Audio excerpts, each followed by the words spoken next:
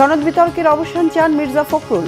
জুলাই নিয়ে তুচ্ছ তাচ্ছিল্যকারীরা ছোট লোক, মন্তব্য ডাক্তার শফিকের। চেতনা বিক্রি না করার আহ্বান স্বরাষ্ট্রমন্ত্রী। শাপলা চত্বরে হত্যার শিকার 61 জন, পরিচয় মিলেছে 58 জনের। তদন্ত প্রতিবেদন দাখিল 21 জুলাই, জানিয়েছেন চিফ প্রসিকিউটর। শেখ হাসিনার আমলে 2022 বিশ্বকাপ সম্প্রচারে 140 কোটি টাকার দুর্নীতি খতিয়ে দেখা হচ্ছে, শীঘ্রই সাংবাদিক নীতিমালা জানালেন তথ্যমন্ত্রী। দেখছিলেন সংবাদ শিরোনাম। স্থানীয় সরকার, পল্লী উন্নয়ন ও সমবায় মন্ত্রী এবং বিএনপির মহাসচিব মির্জা ফখরুল ইসলাম আলমগীর বলেছেন, স্বাক্ষরিত জুলাই সনদ বাস্তবায়নে বিএনপি অঙ্গীকারাবদ্ধ। তা বাস্তবায়নে সংবিধান সংশোধন কমিটিতে বিরোধী দলকে যোগ দেওয়ার আহ্বান জানান তিনি। জুলাই আগস্ট গণঅভ্যুত্থানে শহীদ সাংবাদিকদের প্রতি সম্মাননা জানাতে রবিবার ইঞ্জিনিয়ার্স ইনস্টিটিউশনে এক অনুষ্ঠানের আয়োজন করে ন্যাশনাল এডিটর্স কাউন্সিল। এতে বিএনপির মহাসচিব ও স্থানীয় সরকার মন্ত্রী মির্জা ফখরুল ইসলাম আলমগীর বলেন, জুলাই আন্দোলন যে নতুন রাষ্ট্র গঠনের সুযোগ সৃষ্টি করেছে তা বাস্তবায়ন করতে হবে। বর্তমান সরকারের আস্থা ও বিশ্বাস আছে তারা ন্যায় বিচার ও ইনসাফের রাষ্ট্র গঠন করতে পারবেন।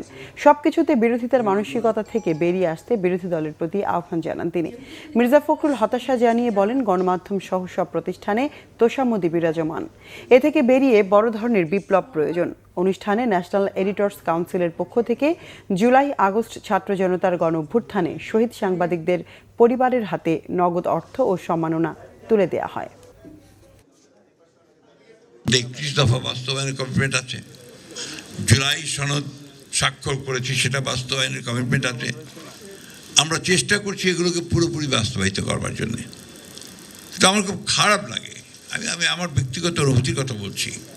আমি যখন দেখি যে কতগুলো বিষয় নিয়ে মানুষকে বিভ্রান্ত করার চেষ্টা করা হয়, তার মধ্যে একটি হচ্ছে জুলাই সনদ নিয়ে। তো এই বিতর্কগুলো অবসান হওয়া উচিত, সেটা আলাপ আলোচনার মধ্যেই হতে পারে নিঃসন্দেহে। আমি মনে করি সংসদে সুযোগ এসছে, একটা আপনার কমিটিও তৈরি করা হয়েছে।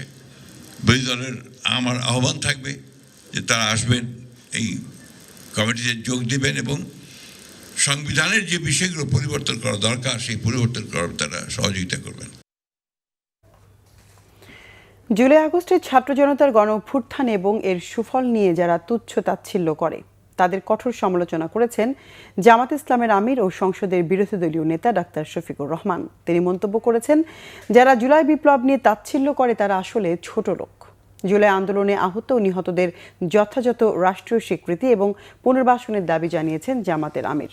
ইসলামী ছাত্র শিবির ঢাকা বিশ্ববিদ্যালয় শাখা আয়োজিত রক্তাক্ষরে জুলাইয়ের শীর্ষক এক অনুষ্ঠানে প্রধান অতিথির বক্তব্যে তিনি এসব কথা বলেন। জুলাইতে যারা নিহত হয়েছেন তাদেরকে রাষ্ট্রীয়ভাবে সম্মানিত করুন, শুধু কয়টা টাকা দিয়ে পরিবারকে নয়, তাদের স্মৃতিকে জাতির সামনে তুলে ধরুন, স্মরণীয় করিয়ে রাখুন। কারণ এখনকার যে সরকার এই জুলাইয়েরই ফসল। আমরা যারা বিরোধী দল জুলাইয়ের ফসল, কিন্তু আফসোস অনেকেই উপকার ভুলে যান, স্মরণ থাকে না। জুলাইকে নিয়ে অনেকে তুচ্ছ তাচ্ছিল্য করছেন, আমি বলবো তারা ছোট লোক। জুলাই চেতনা বিক্রি করে বেশি দিন রাজনীতি করা যাবে না। নতুন বন্দোবস্তের কথা বলে পুরনো পথে গেলে রাজনীতি টিকবে না বলে মন্তব্য করেছেন স্বরাষ্ট্রমন্ত্রী মোহাম্মদ সালাউদ্দিন আহমদ। জাতীয় প্রেস ক্লাবে গণ অধিকার পরিষদ আয়োজিত আলোচনা সভায় এমন মন্তব্য করেন স্বরাষ্ট্রমন্ত্রী। তিনি বলেন, জুলাই কারো একার নয়। যারা এমপি মন্ত্রী হবার জন্য জুলাই রাজনীতি করে তাদের জুলাই বিক্রি করে রাজনীতি না করার আহ্বান জানান স্বরাষ্ট্রমন্ত্রী। আলোচনা সভায় আরও বক্তব্য রাখেন মুক্তিযুদ্ধ বিষয়ক প্রতিমন্ত্রী ইশরাক হোসেন। তিনি বলেন, দেশের স্বাধীনতা, সার্বভৌমত্ব, গণতন্ত্র ও জনগণের ভোটাধিকার প্রশ্নে জনগণকে ঐক্যবদ্ধ থাকতে হবে। এ সময় প্রবাসী কল্যাণ ও বৈদেশিক কর্মসংস্থান প্রতিমন্ত্রী নুরুল হক নূর অভিযোগ করেন, জামাত দেশে রাজনৈতিক সংকট তৈরি করতে চায়। জুলাই কারো একার না, জুলাইয়ের চেতনা দিয়ে কেউ ব্যবসা করবে না। যারা জুলাই চেতনার উপর ভিত্তি করে রাজনৈতিক সংগঠন গড়ে তুলেছে তাদের প্রতি আমার নসিহত হলো, শুধুমাত্র জুলাইয়ের চেতনা বিক্রি করে বেশি দিন রাজনীতি করা যাবে না।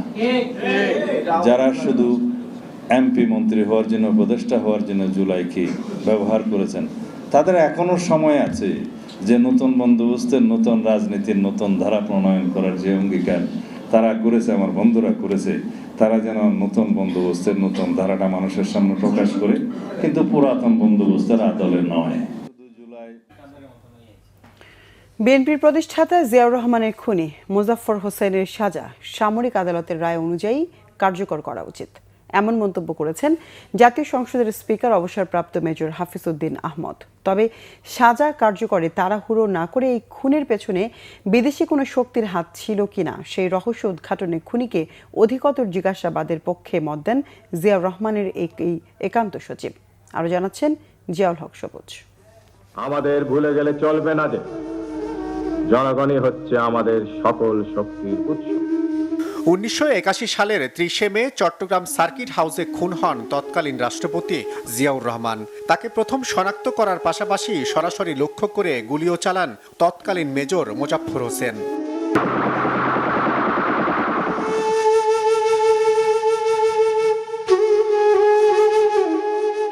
ঘটনার ৪৫ বছর পর পলাতক সেই খুনিকে গ্রেপ্তার করে সামরিক বাহিনীর কাছে হস্তান্তর করেছে গোয়েন্দা পুলিশ। এ বিষয়ে জিয়াউর রহমানের ঘনিষ্ঠ সামরিক সহকর্মী ও স্পিকার হাফিজ উদ্দিন আহমদ জানান, মৃত্যুদণ্ডপ্রাপ্ত মোজাফফর হোসেনের সাজা সামরিক আইনেই সম্পূর্ণ করা উচিত। আগের বিচারটি তো সামরিক ট্রাইব্যুনালে বিচার হয়েছে, সুতরাং এবারও অন্যতা হওয়ার কোনো কারণ নেই। তবে এই হত্যাকাণ্ডের পিছনে কোনো বিদেশি শক্তি জড়িত কিনা এবং কারা পিছন থেকে কলকাঠি নিয়েছে, বিদেশি ষড়যন্ত্রের সাথে তাদের দেশীয় কুশীলব কারা, এটিও জানার জন্য তাকে জিজ্ঞাসাবাদ করা উচিত। জিয়াউর রহমানকে হত্যায় জড়িত সাবেক এই সেনা কর্মকর্তা কিভাবে নির্বিঘ্নে ভারতে আত্মগোপনে ছিলেন সে বিষয়টি জনসম্মুখে পরিষ্কার করার পক্ষেও জোর দেন স্পিকার। তার কাছে যদি কোনো তথ্য থাকে গুরুত্বপূর্ণ, সেগুলো উদ্ঘাটন করা উচিত। ৪৫ বছর কোথায় কিভাবে ভারতে আত্মগোপন করেছিল, ভারত তাদেরকে কিভাবে প্যাট্রোনাইজ করে, এ সম্পর্কে একটা পরিষ্কার ধারণা দেশবাসীকে দেওয়া উচিত। জিয়াউর রহমানের খুনের পেছনে রাজনৈতিক কোনো ইন্ধন ছিল কিনা তাও খতিয়ে দেখার তাগিদ দেন খেতাবপ্রাপ্ত এই মুক্তিযোদ্ধা। কারা পিছন থেকে কলকাঠি নিয়েছে। জিয়াউল হক সবুজ, বাংলা ভিশন, ঢাকা। 2013 সালের 5 মে রাজধানীর মতিঝিলের শাপলা চত্বরে হেফাজতে ইসলাম বাংলাদেশের সমাবেশে হত্যাযজ্ঞের ঘটনায় তদন্তে 61 জনের মৃত্যুর খবর পাওয়া গেছে। তাদের মধ্যে 58 জনের পরিচয় নিশ্চিত হওয়া গেছে বলে জানিয়েছেন চিফ প্রসিকিউটর আমিনুল ইসলাম। আগামী 21 জুলাই নির্ধারিত সময়ে আন্তর্জাতিক অপরাধ ট্রাইব্যুনাল তদন্ত প্রতিবেদন দাখিল করা হবে বলেও জানান তিনি। রবিবার সকালে আন্তর্জাতিক অপরাধ ট্রাইব্যুনালের তদন্ত সংস্থার প্রতিবেদনটি হাতে পায় প্রসিকিউশন। পরে সংবাদ সম্মেলনে চিফ প্রসিকিউটর আমিনুল ইসলাম বিষয়টি নিশ্চিত করে জানান, তদন্ত সংস্থা এরই মধ্যে তদন্ত প্রতিবেদন প্রসিকিউশনের কাছে জমা দিয়েছে। বর্তমানে সেটি পর্যালোচনার কাজ চলছে। এই মামলায় পলাতক সাবেক প্রধানমন্ত্রী শেখ হাসিনাকে প্রধান আসামি করা হয়েছে। এদিন সকালে শাপলা চত্বরে হেফাজতে ইসলামের সমাবেশে হত্যাযজ্ঞের মামলার অগ্রগতি জানতে চিফ প্রসিকিউটরের সাথে দেখা করেন শীর্ষ নেতা সহ 10 থেকে 15 জনের একটি দল। 2013 সালের 5 মে শাপলা চত্বরে যে নারকীয় হত্যাকাণ্ড যেটা সংঘটিত হয়েছিল, সেই বর্বরোচিত হত্যাকাণ্ডের বিষয়ে আপনারা জানেন যে আমরা দীর্ঘদিন যাবৎ আমাদের তদন্ত সংস্থা ইনভেস্টিগেশন করেছে। ইনভেস্টিগেশন শেষে চিফ প্রসিকিউটরের কার্যালয়ে একটা রিপোর্ট তারা সাবমিট করেছে। আমরা মনে করেছি যে যাতে একটি সঠিক তদন্ত রিপোর্ট সাবমিট হয়, যাতে একটা স্বচ্ছ বিচার হয় এবং প্রকৃত আসামি যারা তারা যাতে বিচারের সম্মুখীন হয়, সেই কারণেই আমরা ওনাদেরকে আজকে আমরা সালাম জানিয়েছিলাম। পলাতক শেখ হাসিনার সরকারের সময় 2022 সালে বিশ্বকাপ ফুটবলের সম্প্রচারের নামে ব্যাপক অর্থ লুটপাটের অভিযোগ করেছেন তথ্যমন্ত্রী জহিরুদ্দিন স্বপন। সকালে সচিবালয়ে ফিফা বিশ্বকাপ সম্প্রচার নিয়ে আয়োজিত সংবাদ সম্মেলনে তিনি এই অভিযোগ করেন। মন্ত্রী জানান, বর্তমান সরকার কোনো ধরনের দুর্নীতি বা মধ্যস্বত্বভোগী ছাড়াই ফিফার কাছ থেকে সরাসরি শূন্য খরচে এবারের বিশ্বকাপ সম্প্রচারের সত্ত্ব নিশ্চিত করেছে।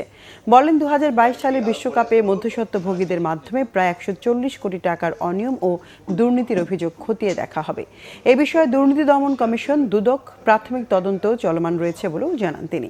এ সময় তথ্যমন্ত্রী আরও বলেন, সাংবাদিকদের দীর্ঘদিনের প্রত্যাশিত সাংবাদিক নীতিমালা নিয়ে খুব শীঘ্রই ইতিবাচক সংবাদ দেয়া হবে।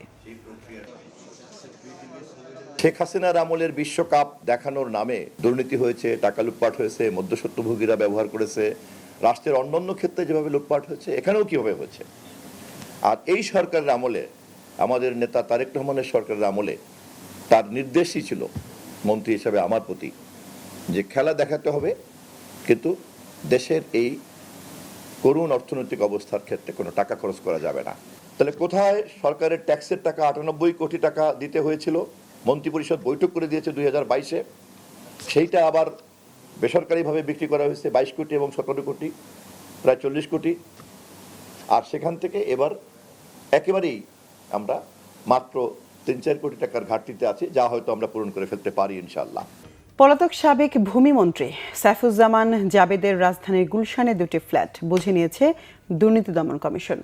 গত বছর ডিসেম্বরে অন্যান্য সম্পদের সাথে এই ফ্ল্যাট দুটি জব্দ করার নির্দেশ দেন আদালত। রবিবার সকাল 10টায় দুদকের উপপরিচালক মশিউর রহমানের নেতৃত্বে গুলশান 2-এর ফ্ল্যাটটিতে পৌঁছায় জয়েন্ট টাস্ক ফোর্স। পরে নির্বাহী ম্যাজিস্ট্রেটের উপস্থিতিতে ফ্ল্যাট দুটি খোলা হয়। দুদক সূত্র জানায় ফ্ল্যাট দুটির আনুমানিক বাজার মূল্য 18 কোটি টাকা, যা সাবেক ভূমিমন্ত্রী সাইফুজ্জামানের অবৈধ সম্পদের একটি অংশ হিসেবে বিবেচিত হয়েছে। তবে ফ্ল্যাটটি থেকে মূল্যবান আসবাবপত্র বা সম্পদ আগেই সরিয়ে নিয়েছে বলে ধারণা করছে দুদকের টিম। সংবাদ শেষ করব শিরোনামগুলো আরেকবার জানিয়ে। সনদ বিতর্কের অবসান চান মির্জা ফখরুল। জুলাই নিয়ে তুচ্ছ তাচ্ছিল্যকারীদের তীব্র সমালোচনা ডাক্তার শফিকের। চেতনা বিক্রি না করার আহ্বান স্বরাষ্ট্রমন্ত্রীর। শাপলা চত্বরে হত্যার শিকার 61 জন, পরিচয় মিলেছে 58 জনের। তদন্ত প্রতিবেদন দাখিল 21 জুলাই, জানিয়েছেন চিফ প্রসিকিউটর। শেখ হাসিনার আমলে 2022 বিশ্বকাপ সম্প্রচারে 140 কোটি টাকার দুর্নীতি খতিয়ে দেখা হচ্ছে। শীঘ্রই সাংবাদিক নীতিমালা, জানালেন তথ্যমন্ত্রী। দর্শকের ছিল এখনকার মতো। পরের সংবাদ রাত 10:30টায়। এর আগে 9টায় রয়েছে নিউজ 20। দেখার আমন্ত্রণ রইল। এতক্ষণ সঙ্গে থাকায় ধন্যবাদ সবাইকে।